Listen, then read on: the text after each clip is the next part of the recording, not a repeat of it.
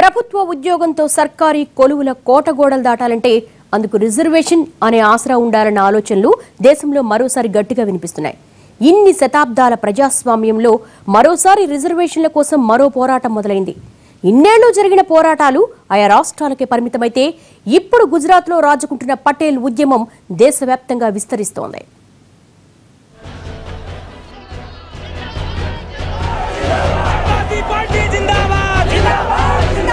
హార్దిక్ పటేల్ నినాదంతో ఇప్పుడు దేశంలో ఓబీసీ కోటా మీద మళ్లీ చర్చలు మొదలయ్యాయి. ఒకప్పుడు సర్కారీ కొలువుల్ని వద్దని రిజర్వేషన్లకు వ్యతిరేకంగా ఉద్యమించిన గుజరాతీ పటేళ్లు ఇప్పుడు తమ వర్గానికి కూడా రిజర్వేషన్లు కల్పించాలని నినదించడం మొదలుపెట్టారు. నిజానికి వాళ్ల మదిలో ఈ డిమాండ్లు ఎప్పటినుంచో ఉన్నా వాళ్లను నడిపించే సరైన నాయకత్వం లేక ఇన్నాళ్లు మిన్నకుండిపోయారు. కానీ ఇంతలో తెరపైకి వచ్చిన హార్దిక్ పటేల్ వాళ్లకు ఆశాకిరణంగా కనిపించాడు. అందుకే ఆయన వెంట అడుగులేస్తూ ఇప్పుడిలా ఉద్యమ స్థాయికి చేరింది.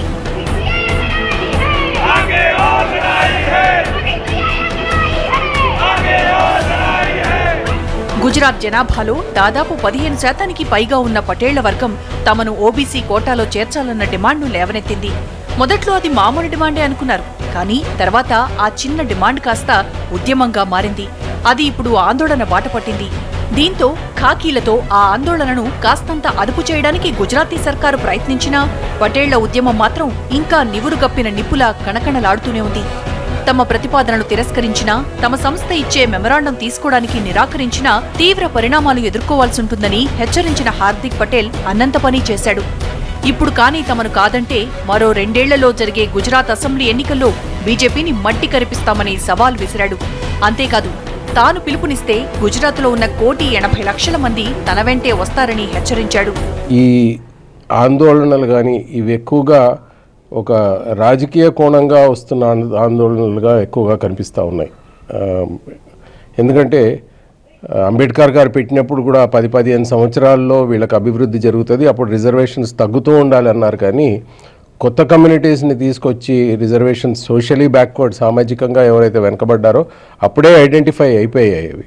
ఈ మిగతావన్నీ సామాజికంగా పురోగతి చెందిన కమ్యూనిటీస్. ఇవి ఒక రాజకీయ కోణంతో ఎంకరేజ్ చేస్తూ తీసుకొని వస్తున్నట్టు అనిపిస్తూ ఉంది. 2-3 నెలల కిందట హార్దిక్ పటేల్ అంటే ఎవరికీ తెలియదు. కానీ ఇప్పుడు అతను హీరో, పటేళ్ల హక్కుల్ని రక్షించే యోధుడు. అందుకే ఆయనకు గుజరాత్ పటేళ్లంతా బ్రహ్మరథం పడుతున్నారు. ఆయన లక్ష్యం తెలిసిన పక్క రాష్ట్రాల నాయకులు కూడా తమ మద్దతు తెలుపుతున్నారు. ఇప్పటికే బీహార్ మాజీ సీఎం ఆర్జేడీ నేత లాలూ ప్రసాద్ యాదవ్ హార్దిక్ పటేల్ ఆందోళనలకు పూర్తి మద్దతు ప్రకటించారు. ఈ పోరాటంలో తాము కలిసి నడుస్తామన్నారు. ఇక మరికొందరు నాయకులు కూడా హార్దిక్ తో ఫోన్లో టచ్లో ఉన్నారు. నిన్న మొన్నటి వరకు గుజరాత్ కేంద్రంగా పోరాటాన్ని నడిపించిన హార్దిక్ ఇప్పుడు ఢిల్లీ కేంద్రంగా పావులు కదుపుతున్నారు. ఇదేమీ వారం రోజుల పోరాటం కాదు, 2-3 ఏళ్ల పాటు జరిగే సంగ్రామం అని హెచ్చరించారు. ఒక్క పటేళ్ల గురించే కాదు, కుర్మీలు, గుజ్జర్లతో కలిసి జాతీయ స్థాయి పోరాటానికి కార్యాచరణ ఏర్పాటు చేస్తామని ప్రకటించారు.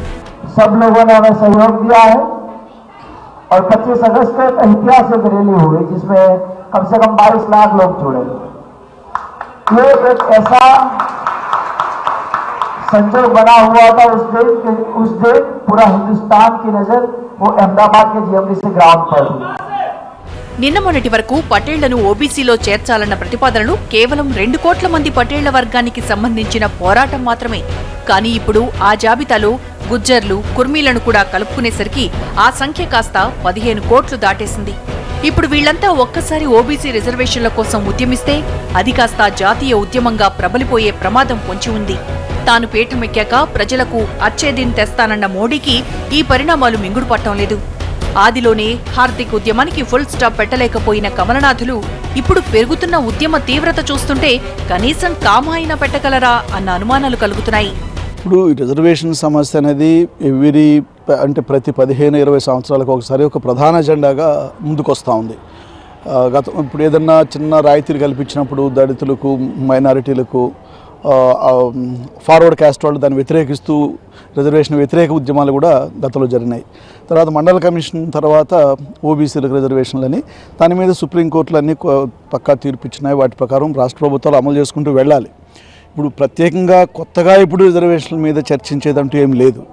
అప్పుడప్పుడు వస్తే ఏమవుతుందంటే ఈ ఎవరైతే రిజర్వేషన్లతో బెనిఫిట్ అవుతున్నారో వాళ్ళల్లో ఒకసారి లబ్ధి పొందిన తర్వాత పై ఆదాయ మార్గాలకి పై ఉద్యోగాలకు వెళ్ళిన తర్వాత క్రీమీ లేయర్ అనేది ఏది అంటున్నారు, వీళ్ళని కొంత తప్పిస్తే మిగిలిన వాళ్ళకు ఉపయోగపడుతుంది కదా.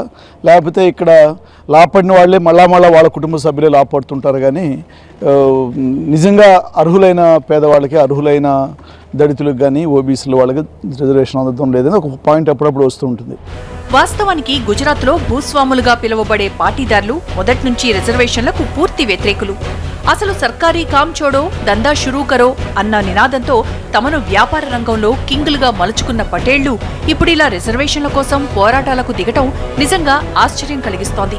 30 ఏళ్ల కిందట రిజర్వేషన్ల కోసం ఏర్పాటు చేసిన మండల్ కమిషన్ కి వ్యతిరేకంగా ఇదే పటేల్ సామాజిక వర్గం గుజరాత్లో రోడ్డెక్కింది.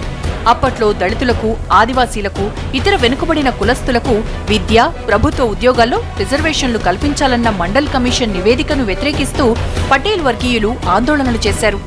1981లో మొదలైన ఈ ఆందోళనలు 1985 వరకు జరిగాయి. ఇలా రిజర్వేషన్లను వ్యతిరేకిస్తూ 4 ఏళ్ల పాటు పోరాటం చేసిన అదే పటేళ్లు ఇప్పుడు ప్రభుత్వ ఉద్యోగాల్లో తమ వర్గం వెనుకబడిపోవడాన్ని జీర్ణించుకోలేక ఇలా 27% తమకు ఓబీసీ రిజర్వేషన్లు కల్పించాలని రోడ్డెక్కారు. అసమానతలు తగ్గించకుండా దేశంలో దారిద్ర్య రేఖ దిగువ నుండి సామాజిక వర్గాలను అభివృద్ధి పదంలోకి తీసుకురాకుండా కేవలం రిజర్వేషన్లు ఇవ్వడం ద్వారానే అంతా జరిగిపోతుందనేటువంటి అపోహల్లో ఇవాళ పాలక ప్రభుత్వాలు ఉండడం ద్వారా ఇవాళ అసమానతలు పెరిగిపోతూ ఉన్నాయి, వివక్షత పెరిగిపోతూ ఉంది. ఇవాళ పటేళ్లు ఒకనాడు మండల్ కమిషన్ సిఫారసుల ప్రకారం ఓబీసీలకు విద్యా ఉద్యోగ రంగాల్లో రిజర్వేషన్లు కల్పించడానికి కేంద్ర ప్రభుత్వాలు ముందుకొచ్చినప్పుడు రిజర్వేషన్లు ఇవ్వడానికి వీల్లేదు, ఈ దేశంలో అందరూ సమానమే, ప్రతిభా సిద్ధాంతాన్ని ప్రతిపాదించి ప్రతిభ ద్వారా మాత్రమే ఇవాళ అన్ని కూడా ఉండాలనేటువంటి మాట చెప్పినటువంటి పటేళ్లు ఈరోజు మళ్ళీ వాళ్ళు రిజర్వేషన్లు కావాలని కోరుతా ఉన్నారు. పరిస్థితి చూస్తుంటే ఇది దేశవ్యాప్తంగా రాజుకునే అవకాశాలు మెండుగా కనిపిస్తున్నాయి. ఇప్పటికే దేశవ్యాప్తంగా అన్ని రాష్ట్రాల్లోనూ పటేళ్లు విస్తరించారు.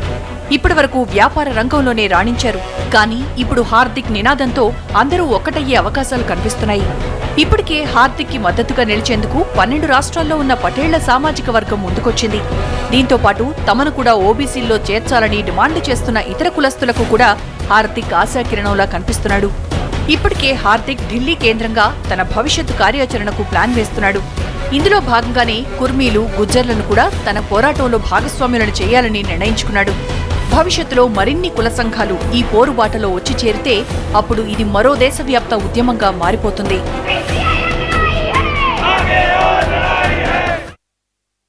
స్టోరీ బోర్డులో షార్ట్ బ్రేక్.